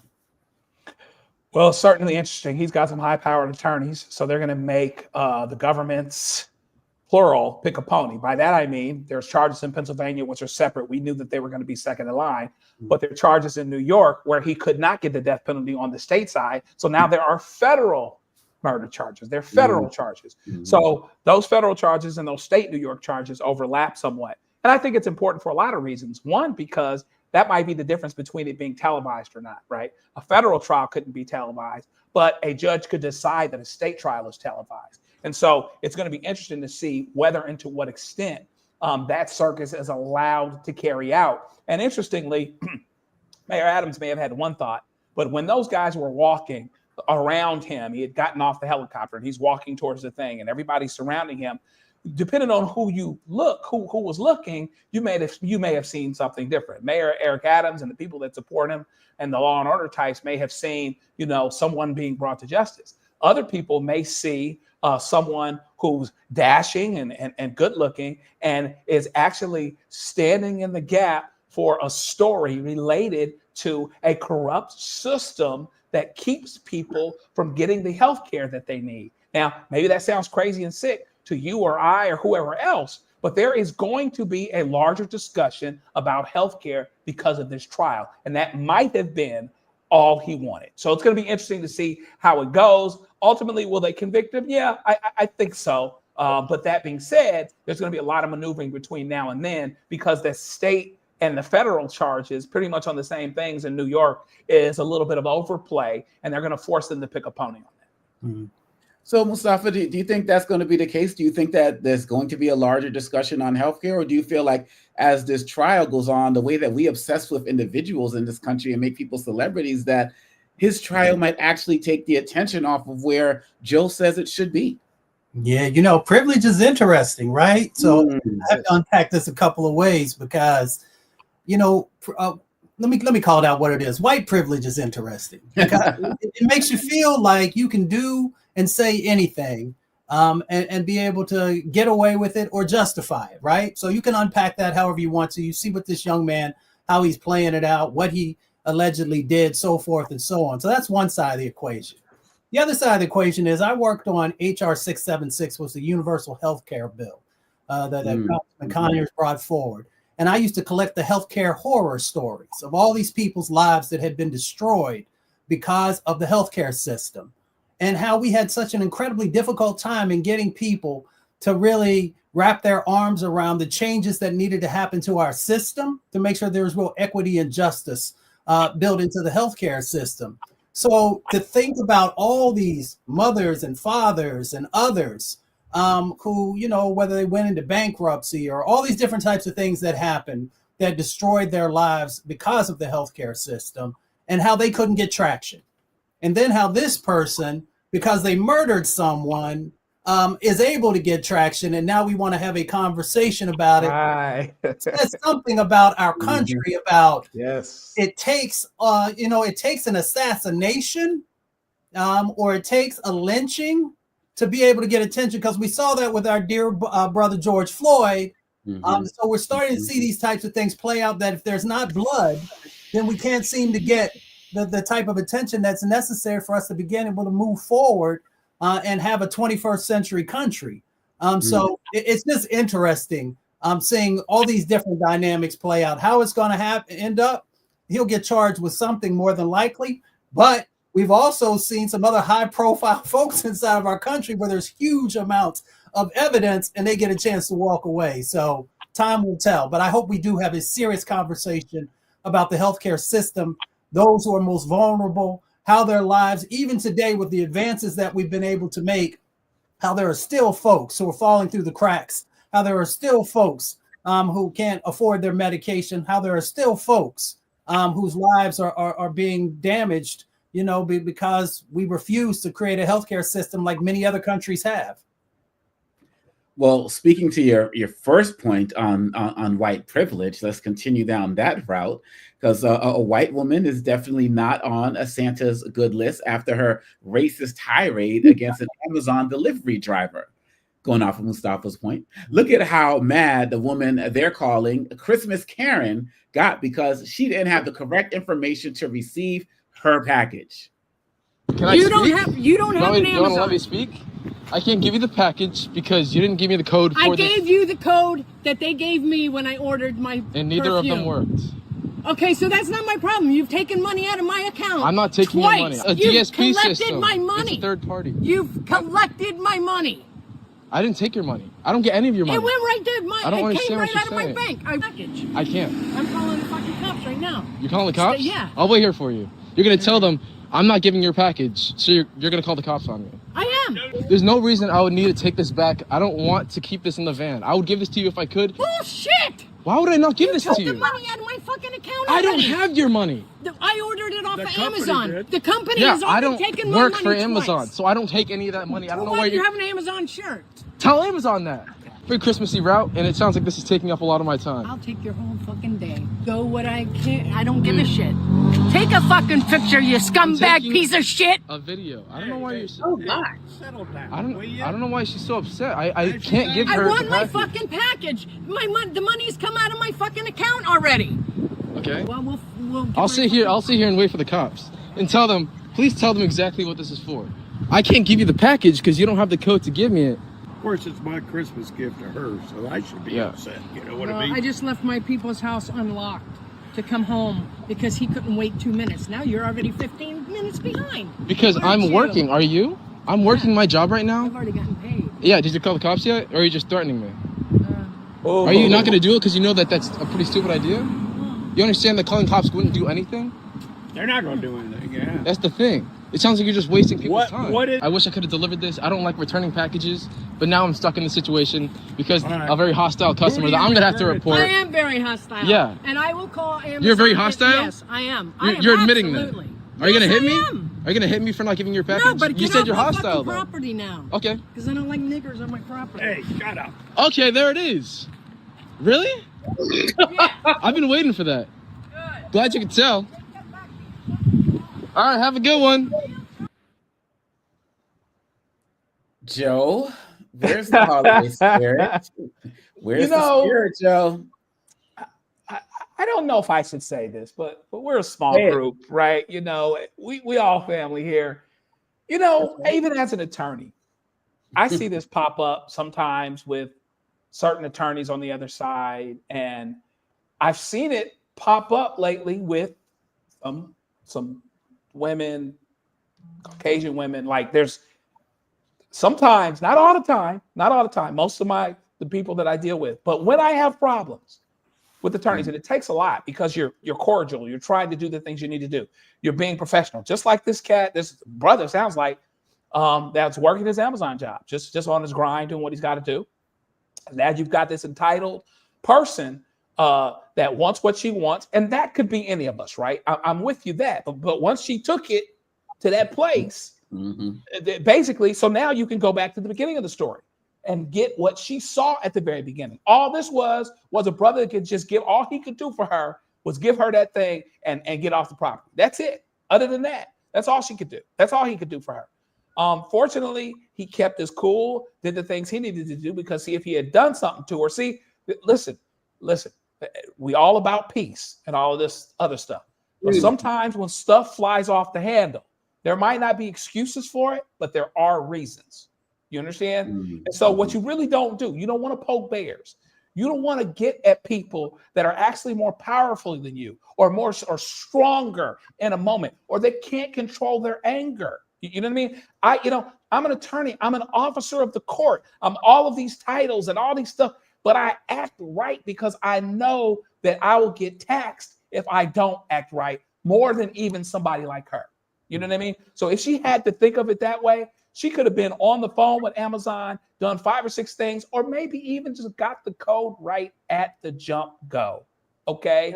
It didn't have to be all this, but she's lucky because if she was dealing with a sister, she might ended up being on the ground. Hello. Well, Sister Malvo. I got a can of whip ass for folks like her. A big old can, like the supersized can. I mean, I have to commend the brother for his composure. He didn't go off on her. He didn't yell at her. You know, he basically maintained his cool. But you know, she could have crossed the wrong one. Let that not happen over here at 1318. It would be on. That's right. That's right. But let me say this though, it's interesting. I'm trying so hard to boycott Amazon. But I'm trying so hard because I'm so angry with Jeff Bezos for the non-endorsement. But boycotting Amazon is like, for me, because I use it so often, boycotting water. I mean, you really need it. Right. But I'm gonna get there. I promise. I'm trying to do DoorDash or something like that. But they have often made it challenging, depending on when and where and how. They send you this code on Wednesday for the package that comes on Friday. Unless you saved it in your phone, you don't have the code. So she probably didn't have the code, and she was frustrated because she didn't get her package. But that is no excuse. And as soon as she behaved like a racist before she dropped the N-word bomb. She behaved like an entitled piece of you-know-what before she dropped the N-word bomb. She was very confrontive, and she can say, oh, yes, I'm angry. Oh, well, get over yourself. Everybody's angry when they don't get their stuff on time. But Amazon might want to tweak their delivery process some kind of way. And we're warning to all of us, when they send you those codes, they're not playing. They do mean for you to use the code, and if you don't have the code, you won't get your package. She really was cruising for a bruising, and I wish she had encountered one of my siblings. See, y'all know me as the loud, crazy one, but I'm also little. I'm relatively little. My sister's, one of them weighs 100 pounds more than me. You do not want to fool with her. You know, you just do not want to fool with her. And it wouldn't even be a conversation, just shoot, that's it. White women need to check themselves. And it really is, the Karen word works because these white women have decided that they don't have to have any respect for Black people. And they have been goaded by the incoming administration, which also has no respect for us. And so we have a lot of work to do to make sure these people who want to call themselves allies when it's convenient. No, y'all not our allies. Y'all just PWT. Even when we ain't P, still WT. And Mustafa, how do you see that? I mean, we're going into 2025. I feel like this stuff's going to be happening more and more people are emboldened. I'm also concerned, kind of going off of what Joe said, that some of us might be more emboldened to retaliate in ways that we probably shouldn't, because it never works out in our favor. But some people say enough is enough. Well, we always have to be smart about the decisions that we make, even in those heated moments, because there are, there are ramifications, right? And we understand that. There's a long history of that. We also understand that, as you said, there are a group of folks who feel emboldened. They feel emboldened because of not only the election, but also probably over the last, decade or so of all kinds of egregious things happening to our community, and it never really being addressed in the fullness and the fashion. Now, we can take it back much further than that, but I'm just watching the trends that go by. My grandmother used to say not to suffer fools gladly. And I always remember that, because I just don't put up with foolishness. There's ways of dealing with it. There are ways of confronting it head on. There's also times when you need to just remove yourself from situations so that you can continue to do the things that you need to do. But we also got to just remember that, it was interesting how this closed out, and not just the word that she used, but for her family member to not also check her, says that this is not a word that is new to them. It is probably something that is utilized from time to time at a minimum. So we just got to be mindful of the moment that we find ourselves in. And also how we want to react, and how we do or do not want to give people power by how we, handle different types of situations. So we just got to rally around and make sure that as we're moving forward, that we understand the dynamics that 2025 and beyond will bring. Well, let's close this part out by talking about a man who understood that better than most. The Mississippi man who fought white supremacy by integrating the University of Mississippi in 1962 gets a new historical marker in his hometown. Black civil rights icon James Meredith now lives in Mississippi's capital city of Jackson. He was born in Kosciuszko, and grew up on a nearby farm. He graduated from high school in St. Petersburg, Florida in 1951, and served 9 years in the Air Force before returning to Mississippi. He attended Jackson State College, the historically Black school now called Jackson State University, for 2 years before suing to gain admission as the first Black student at the University of Mississippi. In 1962, Meredith was surrounded by a white mob when he registered at Ole Miss, and U.S. Marshals protected him on and off the Oxford campus. He graduated a year later with a degree in political science. The university has honored him several times in the decades since then. Today, about 10% of the university students are Black. And Julian, this kind of sums up so much of what we've been talking about in terms of history makers, but this is one who's still with us today. My mom was the first African-American to teach at Ole Miss. She taught in the School of Social Work. And when I used to go down there, she started there, I think, in 73. When I used to go down there just to hang out with her, the racism was just palpable. I actually couldn't get a cab one time because I had a dashiki on. The man told me he was not transporting Africans. So my mom had to send somebody to come get me. But anyway, neither here nor there. Ole Miss was a traditional racist place. And in many ways, it still is. But of course, we've come a long way, baby. Meredith was clearly beyond courageous to be willing to confront that mess. They had the old Reb Mississippi flag flying until just a few years ago. And they had segregated dorms at a point in time. So he willingly walked into that. But the economic piece of this is such. Ole Miss is a flagship university, University of Mississippi's technical name, Ole Miss, flagship university, flagship law school for the state of Mississippi. Black people pay tax dollars too. So our tax dollars were subsidizing segregation. Not good. And so basically Meredith attempted to shake that up. He had a lot of challenges, but he held his head up and he made a contribution for those young people who now attend Ole Miss. Mustafa. Yeah, I mean, we always got to make sure we're uplifting Mr. Meredith for everything that he did. It's interesting, when you share the statistics that at the University of Mississippi is only 10% Black now, with a state that has a significant, population of Black folks. So that just goes to show that even though we remove some of the segregation, it still exists. But, we want to make sure that we thank all of those who sacrificed. I was blessed. Vivian Malone Jones was one of my mentors, and hearing some of the stories that she went through and so many others at a time when people will often say, well, I would have done the same thing. For the vast majority of people, no, you wouldn't. Right. Because you don't understand how much pressure was put upon you, how your life was actually under threat and all the things that go with that. So, we got to make sure we continue to uplift them. As many opportunities as there are, whether it's statutes or fellowships or whatever it is, we just got to make sure that, that everything that they gave continues to live on.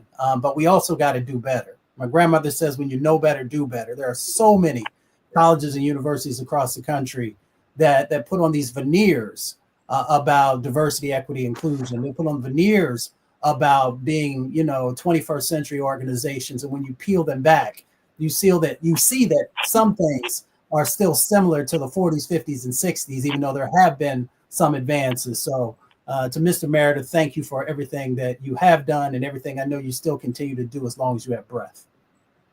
No doubt. Joe. Yeah, I mean, ditto, and ditto. This is another opportunity for us to continue to cherish and listen to someone from the civil rights movement. There are not many of us left. There are not many of us brothers and sisters that were doing the things in the 50s and the 60s that integrated lunch counters and integrated schools. Let's get those stories direct while we can before they become ancestors. It's great that we recognize him and that he's one of the more name brand ones, right? That more of us know about. But let's make sure we take every account and get every piece of information we can, particularly insight as it pertains to strategy, as it pertains to what allowed them to keep their composure and to keep themselves while they were integrating and being the first and had vile and hate thrown at them while they did it. We've got to get that and make sure we capture that and internalize it for ourselves so that we can deal with those moments as well. Let's get everything we can from him, not only from his words, but from his actual example so that we can take it and go down the road with it to help us in the fights to come. That's right. And that's why we're here to continue to tell his story and the story of so many others. We'll be right back with more Roland Martin Unfiltered right here on the Black Star Network.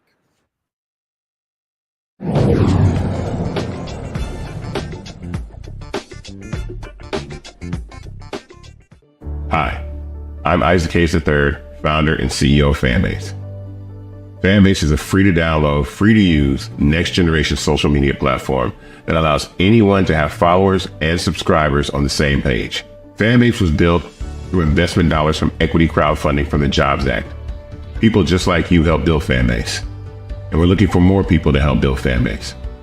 We are currently raising $17 million in a Regulation A crowdfund on Start Engine. We've already crossed $2.1 million, but we're looking to raise more capital from people just like you that deserve the opportunity to invest in early stage startups without having to be accredited investors. So right now, I'd like you to go to startengine.com/fanbase and invest.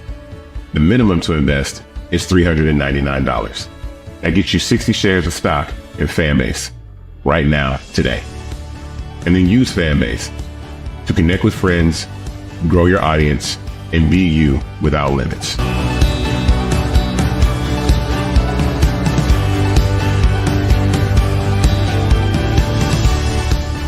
Coming soon to the Black Star Network. I was challenged by my uncle early on, before I even had a career. Like, I was maybe 8 years old, and my uncle said, "What do you want to do?" And I told him I wanted to be a rapper. And he said, "Okay, well, I don't know anything about the music business, so what you should do is learn everything there is to know about the music business, and I'll make sure that you have the resources to push you through." And so I went and bought books, All You Need to Know About the Music Business, Hit Me In. I just went and bought a bunch of books and just started reading as a 10-year-old, just reading. And so I learned, all things licensing, mechanical rights. I learned about publishing, learned about how composition is broke up into two pieces, the writer's portion and the producer's portion. But by the time I actually learned, I came back and I was ready to okay, I got it. He would go into prison. So I had all this information. All this knowledge. All this knowledge. You like, well, what I'm going to do with it now?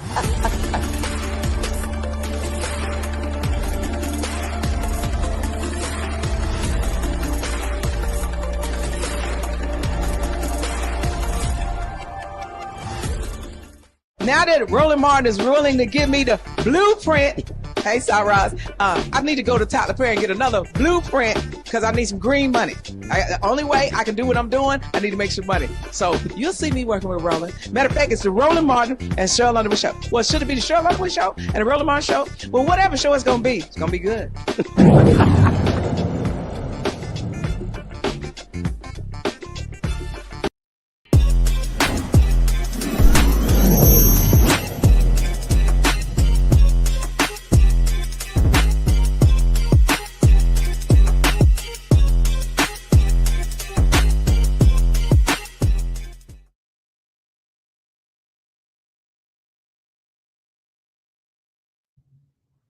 And we are back, and we have with us Isaac Hayes III, the founder of Fanbase, who's going to give us a little bit of an update about what's going on with Fanbase as we approach the end of this year. I am somebody who's very proud to be an investor in Fanbase as well. And so, Mr. Hayes, I'm excited to have you here. Please keep us informed all of the time, but what's happening right now? Man, we are in a push right now, right before the holidays, to get a lot of people to give the gift of equity as a gift, right, for Fanbase. So we've had this crowdfund going, and it's picked up a lot of steam because of the instability with TikTok, the craziness with Elon, and the understanding that moving into 2025, we're going to have to be our own saviors and really build infrastructures that we own. So right now, the raise just crossed $4.2 million raised, which is an incredible, mark for us.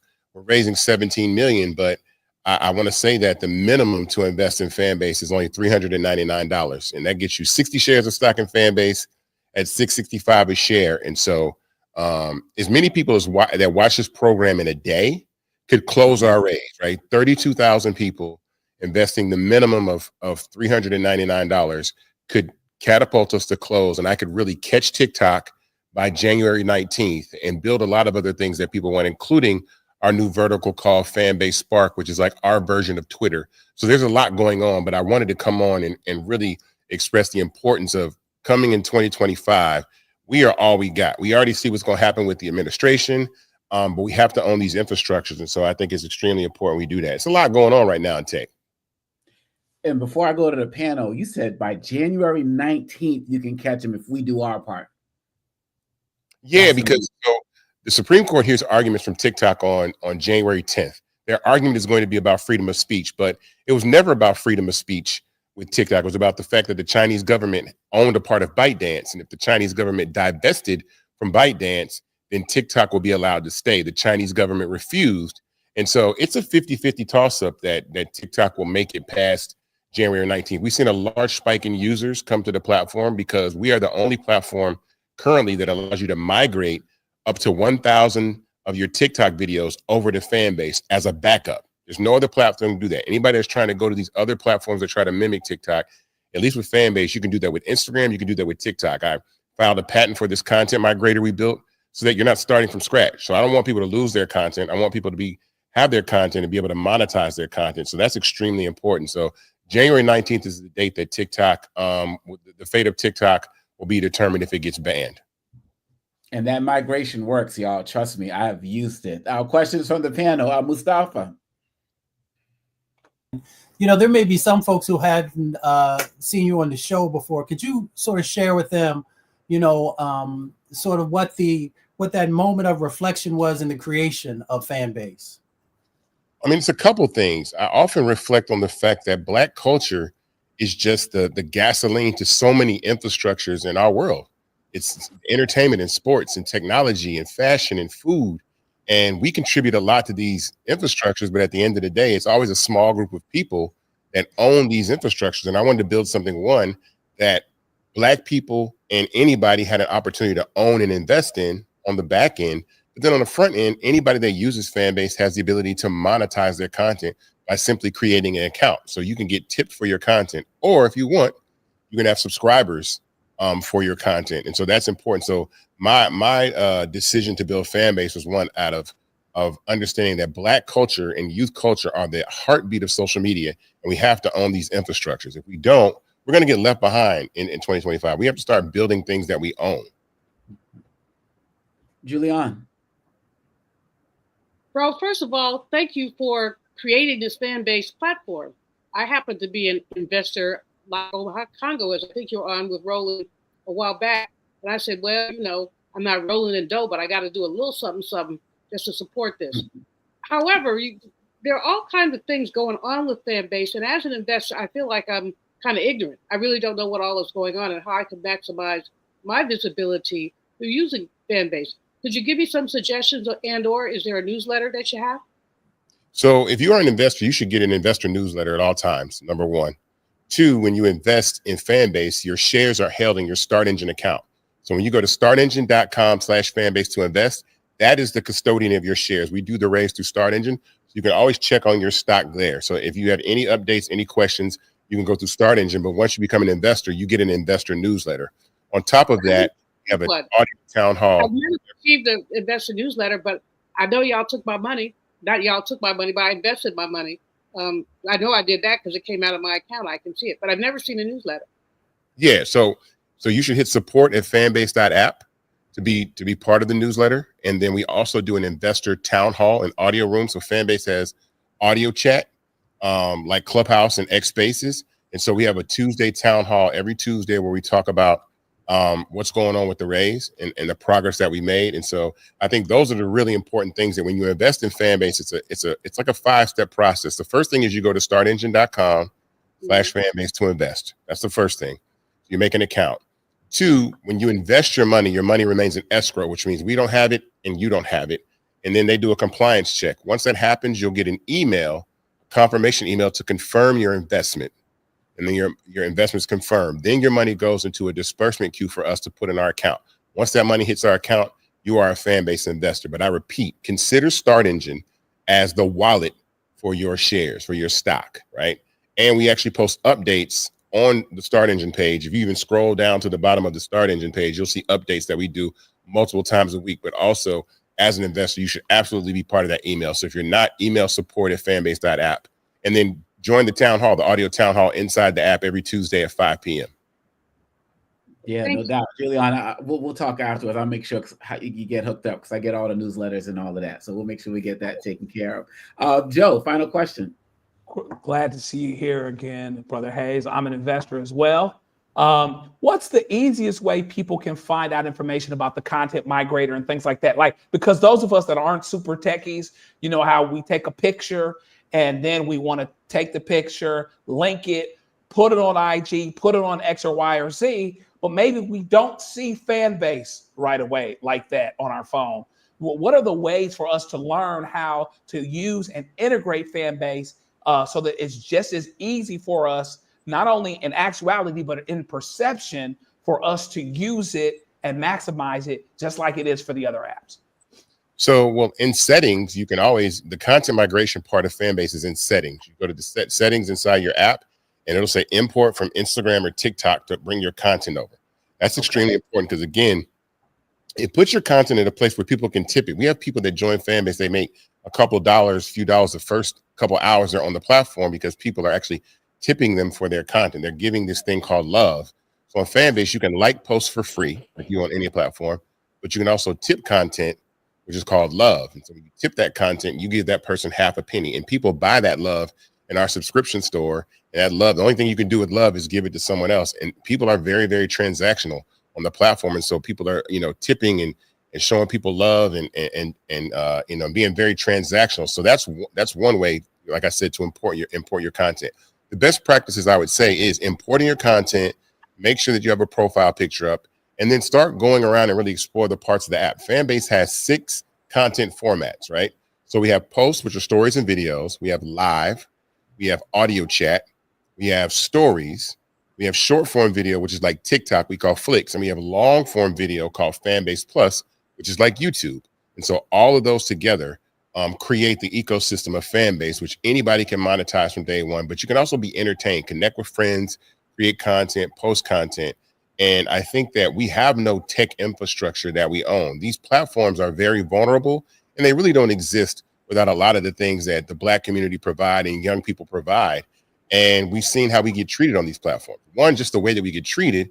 And then 2, the instability that's in the market. Like TikTok could literally go away. And there have been a lot of people making videos on TikTok about how they can import their content to Fanbase and do so. But what I want to stress again one more time is we are in the holiday season. It is a couple of days before Christmas. People are going to get money for Christmas, or people are looking for Christmas gifts to buy. I'm telling you right now, 32,000 people, investing the minimum of $399 allows us to close this raise. And what I mean by that is the money that we raise with Fanbase allows us to build a product faster. I can build anything. If people that have used Fanbase know how awesome it is, but it gives us the ability to close the gap in between these platforms that are very vulnerable right now. And investing is something that we're going to have to do. You cannot save your way to wealth. You cannot save your way to wealth. They're going to push gambling commercials in front of your eyes. They're going to tell you to use these betting apps. They're going to tell you to play the lottery, but no one's going to tell you to invest, right? No one's going to tell you, look, investing is what we have to do. So go to startengine.com/fanbase and invest in Fanbase today. If not buying shares for you, buy shares for your kids, your grandkids, your relatives, your friends. But I really want to close this raise as fast as I can, because there's a lot on the line. And again, there's a 7th content format that people have asked for that we talked about and spoke that we're going to build in 2025 called Spark. And Spark is our version of Twitter. So Black Twitter's never had a home, and we can build that. We're going to build Spark in 2025, which is our version of Twitter. So this is the call. Like I said, people, this is the end of the year. I know the gift giving is going to be going crazy, and millions of people watch Roland Martin. And in the Black community, there's 48 million Black people in the United States of America. I'm looking for 32,000 Black, the 48 million, to be investors and own part of this platform for $399. That's it. That's the Christmas gift that I've been looking for. That's the Christmas gift that I want, is I want to be able to, we ride the success of Fanbase to the top. We have equity in these platforms. We make billion-dollar companies, and Fanbase is not going to stop. We have close to 1 million users on Fanbase. Our MAU is over 400,000. We're generating revenue. It's a lot involved. And so I just want to make sure that 2025 is a signature moment for the platform where we scale. Yeah, so we're talking about Christmas. Let's also talk about Kwanzaa. We got Ujamaa, which is cooperative economics, you all. You got an opportunity to have ownership in a Black company. What better holiday gift can there be? So please, you all, get out there, support Isaac Hayes III, support Fanbase. We need this now more than ever, especially with what's going on with all of these other platforms that he has so eloquently talked about tonight. So Mr. Isaac Hayes III, we appreciate you, and we're going to keep building this together. Happy holidays to you and your family. Happy holidays to you. Thank you. There is no more DEI. It's WEEI. We have to support each other and invest. So startengine.com/Fanbase. Thank you all. I love that. WEEI. Thank you so much. Thank you so much. And that's going to do it for Roland Martin Unfiltered. I want to thank Joe and Julian and Mustafa, the panels tonight, for joining us. And please, y'all, always follow us on the Black Star Network. Catch us for another show. We are here for y'all. We are here for the people. I will see you next time. Holla. Peace. Folks, Black Star Network is here. I'm real revolutionary right now. Support this man, Black Media. He makes sure that our stories are told. Thank you for being the voice of Black America, Roland. I love y'all. momentum we have now. We have to keep this going. The video looks phenomenal. See, there's a difference between Black Star Network and Black-owned media and something like CNN. You can't be Black-owned media and be scared. It's time to be smart. Bring your eyeballs home. You dig?